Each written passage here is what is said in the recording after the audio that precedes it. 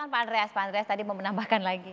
Ya, terkait dengan ini ya, sebenarnya ada satu hal yang bisa dikembangkan. Situasi ini sebenarnya bisa dimanfaatkan positif oleh pemerintah dan kita semua. Bagaimana caranya? Dengan mempertahankan harga yang sekarang ini relatifly agak tinggi dan ini akan menguntungkan untuk pengembangan kedelai nasional. Karena sebenarnya kuncinya di sana lah, kuncinya bagaimana kita bisa mengembangkan kedelai nasional, bagaimana luas panen meningkat, bagaimana petani sejahtera kan di sana. Kalau dalam kondisi yang sebelum-sebelumnya harga kedelai kita panen di Tanjung Priok itu hanya 5.000 loh. 5.000, 6.000 nanti sampai ke konsumen hanya 7.000, 8.000. Iya. Kedelai di tingkat petani itu jatuh sekitar 5.000, 6.000. Mana ada petani mau nanam kedelai kan? Itu kalau kondisi-kondisi sebelumnya, sehingga kondisi saat ini seharusnya bisa kita manfaatkan seoptimal mungkin untuk membangkitkan lagi kedelai. Tidak perlu ada wacana seperti dulu Pak Jale, Upsus kedelai, enggak perlu. Persoalan terbesar pembangunan atau pertanian untuk kedelai adalah soal harga. Bagaimana bisa, misalnya biaya produksi kedelai ya, biaya produksi kedelai di jaringan tani kami itu per kilogramnya itu antara 7.000 8.000 per kilogram. Kalau itu tidak nyewa loh lahannya ya. Kalau lahannya nyewa itu antara 10.000 sampai 13.000. 10.000 sampai 13.000 dijualnya 7.000 kan. Nah sekarang kalau harga kedelai pada level kemungkinan besar ini untuk teman-teman perajin tahu dan tempe kemungkinan akan memepet ke 13.000 nanti harga kedelai. Nah kalau bisa sampai seperti itu harga sekitar 12.000 13.000 dan kita pertahankan mekanismenya ada walaupun ini bukan tugas Kemendak tapi tugas Kemenku kan Kementerian Keuangan terkait dengan tarif. Nah kalau itu bisa kita pertahankan petani akan bergairah. Kalau petani bergairah menanam, sudah barang tentu persoalan ini sedikit demi sedikit akan bisa kita atasi.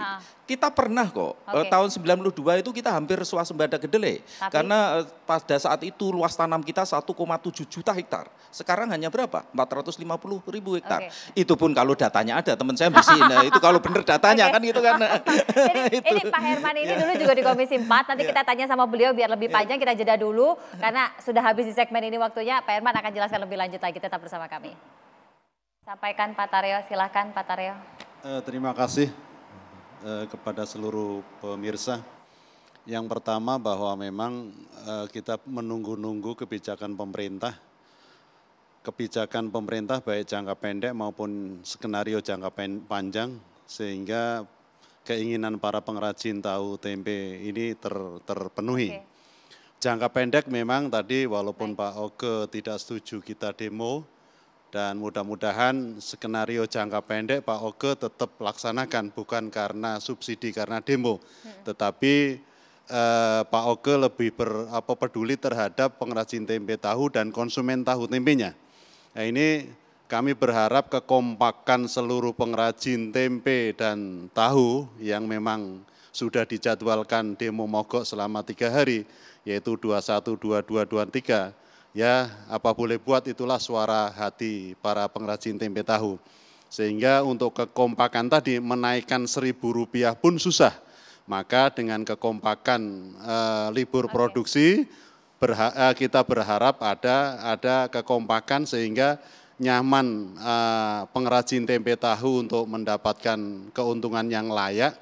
Kemudian konsumen juga tidak keberatan. Itu barangkali tambahan dari saya. Baik, Pak Taryo. Pak Herman silakan. Iya.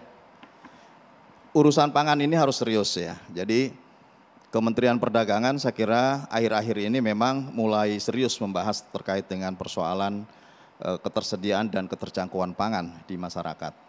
Kita juga agak khawatir sebetulnya jauh ke depan.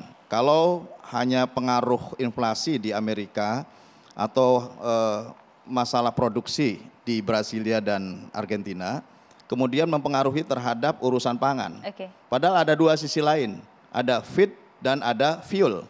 Dengan kemudian biofuel mungkin nanti akan menjadi usaha baru atau menjadi fuel atau alternatif terhadap BBM, ini juga bahaya akan berebut dengan food.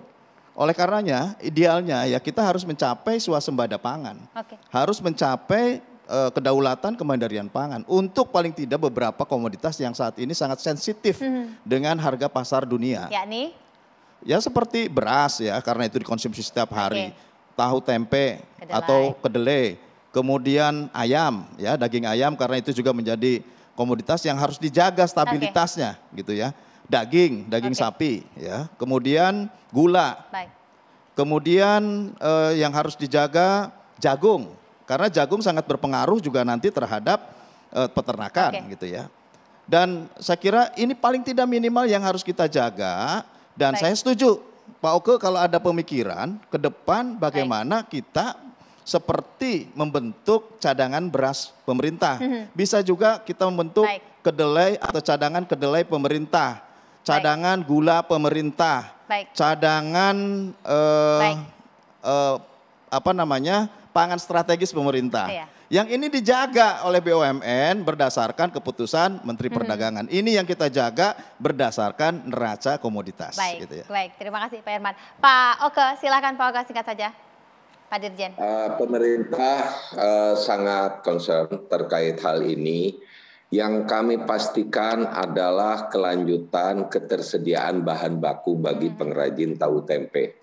Mudah-mudahan pengrajin tahu tempe bisa tetap bersemangat karena saat ini pemerintah sedang melakukan pembahasan dengan berbagai aspek yang tadi saya sampaikan.